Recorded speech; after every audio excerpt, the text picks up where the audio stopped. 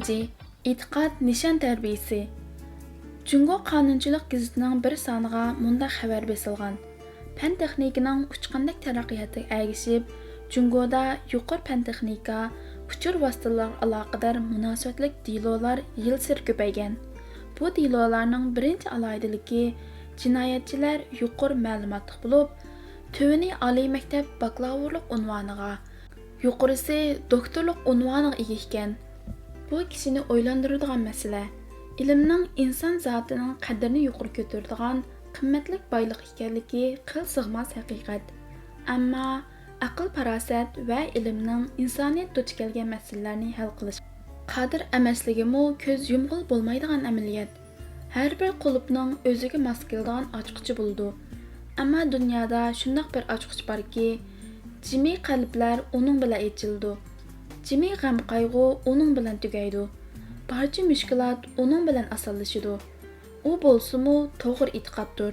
Faqat e'tiqod yildizidan ko'klagan hayotlar umr musobasidagi o'tkinchi manfaatga bog'lanib qolmagan kamolatli hayotdir. Ayol tarbiyasidagi birinchi qadam mana shu nuqtadan boshlandi. E'tiqodsiz ayol omonatga xiyonat qildi. E'tiqodsiz ayol pul uchun eng qimmatli narsalarni setib o'tdi. E'tiqodsiz ayol dunyo uchun xorliqqa mubtalo bo'ldi. E'tiqodsiz ayol mukofot va jazoni naqddan izlagachga fidokorlik va qurbon berishning qimmatini va ajrini tushunmaydi. E'tiqodsiz ayol uchun qilsa bo'lmaydigan ish, borsa bo'lmaydigan yer yo'q. E'tiqodsiz ayoldan bir farzandning xalqning qorong'uliq tunlarini ko'ramiz. E'tiqodsiz ayoldan yuksak aqlliqdanmi chiqish yo'li topolmagan jamiyatning xarobiligini ko'ramiz. Mukammal e'tiqod ayollarga o'zini suyishni, qadrlashni, insonni suyishni, mehr-muhabbat, vafo sadoqat, g'ayrat jasorat, oliy himmat, samimiyliklar ezguliklarni tugutib, ularni ko'z oldidagi moddiyatdan halqitib, cheksiz ma'naviyat lazzatlarga boshlaydi. Chin butunki biz orzu qilgan sharmiy hayolli qiz, mas'uliyatchan ayol, ulug' ana uningsiz barliq kelmaydi. Biz balani o'qitib nima qildi deydigan hech bir kitobda yo'q quruq gaplar bilan qizlarni ilm elishdan, o'rganishdan, e'tiqodning qimmatini his qildirishdan mahrum qildik. Yoki qizlarni maktabga tashlab qo'yib, ota-onadan bo'lak hech kim bilolmaydigan odamiylik aqida, axloq fazilat tarbiyasini kam qildik. Yaqinda Undiylarda 13 yoshli oqsuliq bir qizning qiz do'sti bilan uydan Urumchiga qochib chiqqanligi, tag'isi do'nko'rik tutib olganda fursatdan foydalanib yana qochib ketganligi, ota-onasining yig'lab turib murojaat qilib, qizini jiddiy izlayotganlik e'lonini ko'rib qoldim. Bu mening esimga 2 yil ilgari Janubiy Shinjongdagi ma'lum shahardan 16 yoshli qizini elib maslahat so'rab kelgan bir onani soldi. U ayol yig'lab turib shundoq degan edi: "Bu mening cho'ng qizim. Bizning iqtisodiy ahvolimiz bek yaxshi. Ayol har ikkimiz oliy maktabni bitirgan. Mushu qizim 14 yoshga kirguncha men shunday xotirjam holda, ko'nglim xoligan yerga berib, choy o'ltirishdan qolmay, o'ynab, kulib yashagan edim. Shu yili qizim o'zidan cho'ng bir o'g'il bola bilan qochib ketdi. Shundan buyon mening kulkam, o'yin tomoshalarim to'xtadi. Ko'zimdan yosh qurmadi. Her tarafdan istab topolmadik. El jamoat ichida yuzim yer bo'ldi. Oxir tepib uyga silab qo'ysak, yana qochib ketdi. Yana tepib kelsak, shu bol bilan to'y qilmasam o'lib olaman deb qo'rqitib, oxiri amalsiz 14 yoshli qizimning to'yini qilib qo'ydik. Bu yurak og'riqim, hasratim texi besilmay tursa, bir yil uy tutibla ajrashib uyga kelib o'ltirdi. Heliqi bola 2 kunni bir yarashiman deb kelib olib, uchur yo'llab bizga oromlik bermadi. Ko'zdan yiroq tursa qutulamizmikin deb bu yerga chiqdik. Yaxshiroq biror kasb o'ytadigan yerga biray desam, girim qilishni o'rganaman deydi. Qizg'a sap soldim. Yo'tisini aran yapgan qisqa ko'ynak bilan qiniq girim qilib olgan. Asli yeshidan xilil cho'ng ko'rinadi. Har ikki onaga ichim og'irdi. Ammo bu ich og'irtish ularning farzandiga eng zo'r tarbiyani berolmagan, qizlarni shaytonning vasvasasi va hayotning rengarang izzat qullaridan qo'g'dab, İzzət hörmətlik, bəxtiyar həyatqa ega qılalmağan xatalıqını yapalmaydı. Bu mən yoxturğan kiçikini misal. Ətrafımızda hərəng-sərəng kiyinib, tapdan çıxıyatqan qızlar, erkinlik izləb, köngül xuşu izləb, ailənin sırtığa özünü etiyatqan ayollar tulub durubdu. Deyişdən tilimiz köysümü, diyarımızdan eşib, şəhərə atlab, İşkirning mehmanxana, tangsıxanlarda mülazimət qıldığan pahiş ayollar az emas. Cəmiyyətşünaslar, psixologlar, qanunşünaslar, ma'rifşünaslar yuqorqi hadislarni bəlkim türlük nuqtalardan təhlil qilishi mumkin. Ammo bu qo'shimcha sabablar. Haqiqat shuki, musibatlarimizning yildizi ayollarimizga hayotning yana bir yuzini ko'rsatib beradigan aqidani tiklay olmaganligimizda. So'zimiz bilan, amaliyatimiz bilan, hayotimiz bilan uni singdira olmaganligimizda. Ikkinchi, mas'uliyat, majburiyat tarbiyasi. Yer sharilashish va iqtisodiy taraqqiyot bizning turmush shaklimizga oz bo'lmagan o'zgarishlarni olib keldi. Ayollarning maktablarda o'qish, erlarga o'xshash turli ijtimoiy xizmatlarga qatnashish imkoniyati kengayib, sirt bilan bo'lgan aloqasi quyuqlashdi. Buning bilan kasb va xizmatni eng muhim o'ringa qo'ygan, oila va farzandga bo'lgan mas'uliyat eng ojizlashgan ayollar atrofimizda ko'payishga boshladi. Ayollar oilada herib charchaydigan, ichi pushadigan, bolasining tugumas jafolaridan qutulish uchun ayga chiqqudek bo'lganni yasliga, yettigimi to'shmaganni aldirab tayyorlik sinibga berib orom topadigan, yasinib jabdunib, sirtqa chiqsa, choyga borsa, boshqacha ruhlanib, xushallanadigan g'ayri normal psixika ayollarimizni avib qoldi. Hammadan yomon bo'lgani mushundoq normalsiz qilmish ijobiy ahvol sifatida tunishtirildi. Oilasini tashlab, o'zini kasbga, xizmatga otayotgan ayollar sharaf munbarlaridan o'rin oldi.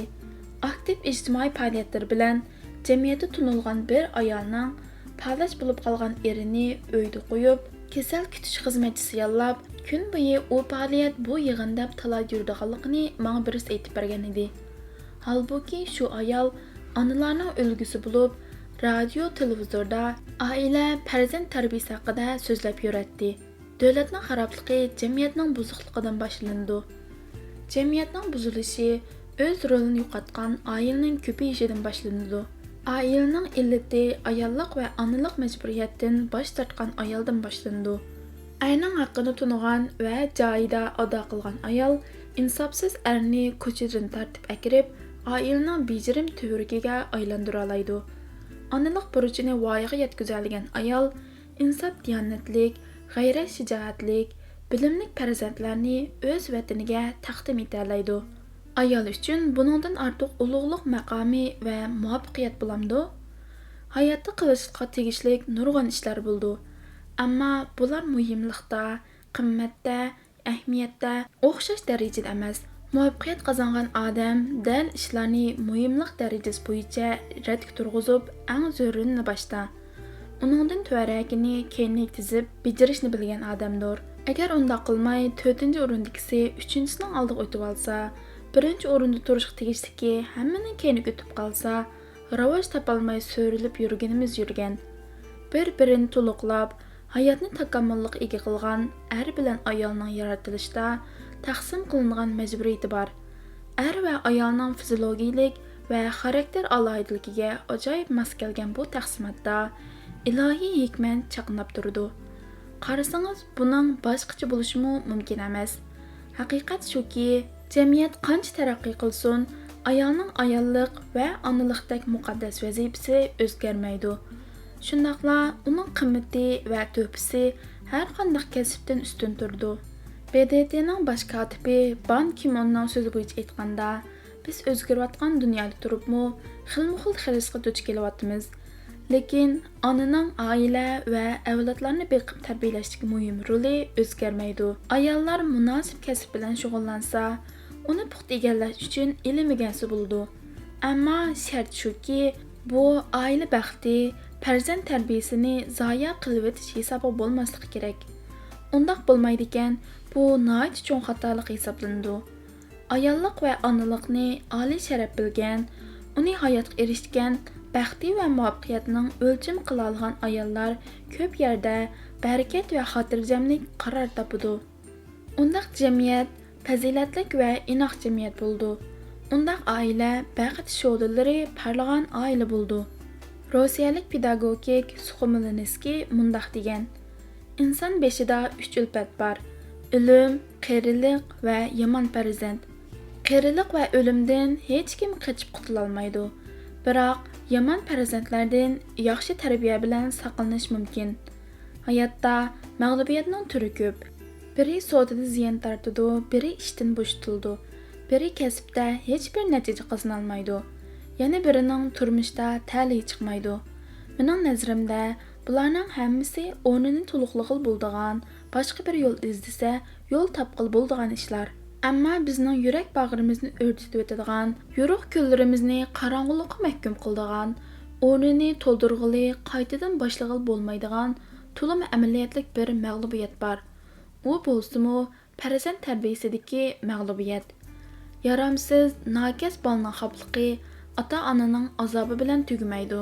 Balki shu ota-ona yana el jamoatning nadimi cho'ng bo'lgan bo'lg'ayting, voy seni baqqan ota-onang degandek la'natlarga duchor bo'ldi. Farzand tarbiyasi navbatda biz astoydil o'ylanmasak bo'lmaydigan jiddiy masalalarning biri. Buni avval ayollarimizga onalik mas'uliyatining buyukligi va og'irligi aniq tunutishdan boshlashga to'g'ri keldi.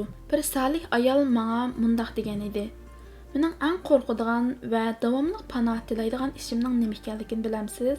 Men bolalarimni tarbiyalashda mag'lub bo'lishdan eng qo'rqaman.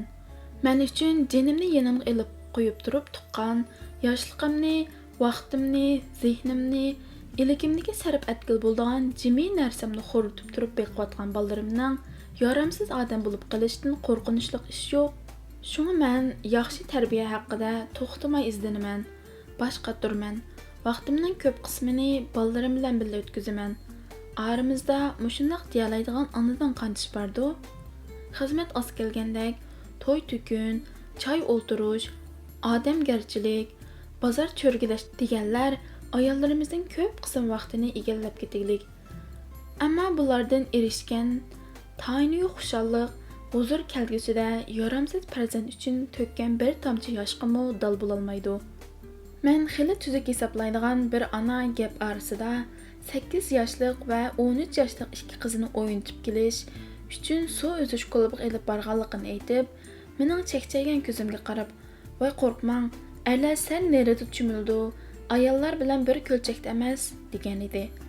Az kundan keyinla menga 13 yoshli qizining bir o'g'il bilan yurib olganligi, telefonni tortib olib, kompyuterni tiqib etib, dadasi ursimu gap anglamay, yana shu bola bilan uyning oldida so'rishib yurganligini datlab berdi.